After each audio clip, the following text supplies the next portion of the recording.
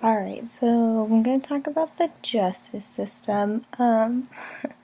There is a lot to talk about, so I'm just going to pick a few things. So I guess one of the things to start with would be the privatization of prisons, which has just gotten so ridiculous. I mean, that's an issue. In one of my other classes, we had talked about how there's these people who will like loan money for bail, and like that's how they make a profit because they like charge interest and whatever. And it just like it blows my mind because for one, bail is in my eyes supposed to protect people. Like the bail is supposed to keep you in jail for whatever crime you committed. Otherwise, they would just send you home, I assume. But anyways, the privatization has caused the cost to go up, but which also means that they're making a profit. Which I think in one of the articles it said that that is part of the reason why there's minimum jail time sentences now, which is just blowing my mind. So if we go and talk about the racial aspect of it, I was reading the NAACP, that article, that website, and it was saying how 14 million white people and 2.6 million African Americans report using some sort of like drugs. But 5 times as many whites, 5 times as many whites are using the drugs, but African Americans are sent to prison for drug offenses at a rate of 10 times more than whites. It's like there's no arguing that there's not a problem. There's clearly an issue here.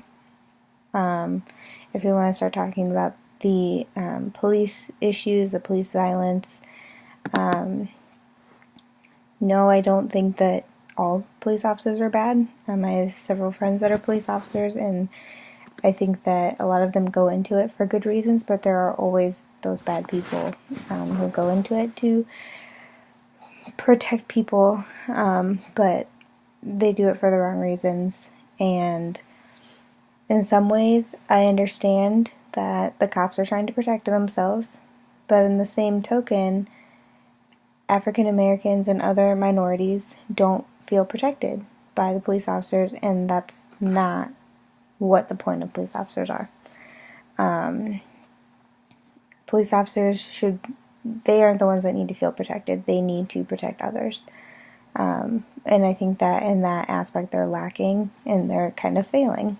So that's kind of an issue. I understand trying to protect yourself, but they don't need to use excessive force. Unless, of course, like there are certain situations where they may need to, and I understand that. But some of the recent situations obviously are unnecessary.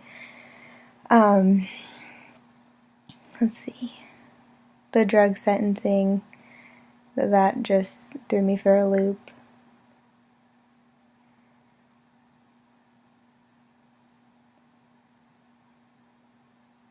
Oh, and then it said that at least about 2/3 of prisoners will reoffend, which means that prison is not a rehabilitation type of place, which for drug offenders, that's what they need. They need rehabilitation. So it's just like it doesn't make sense to send them to prison. They need to go to rehab centers where they're going to get the attention and the help that they need to not go back onto the streets and do drugs. 2/3 is a lot, and that's just way too much. If we go and look at the one of the articles that was on Springboard, and we look at some of the people that can't even get, like the public defenders. Let's see.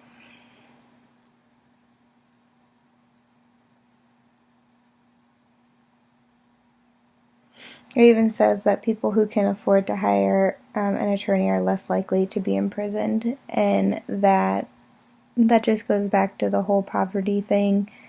If anybody has done any of the assignments yet, the one about poverty and how if you're not paying like some of the fees, you can go to jail. It's just like they're putting you in jail for being poor, essentially, and that's just not okay. And they should be finding ways to help you, not punishing you for not having the money.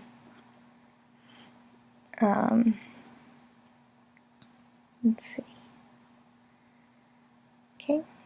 And I mean, there's a lot more that you can talk about with the criminal justice system. I mean, it's a very broad topic.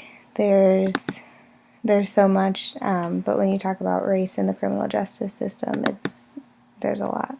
So.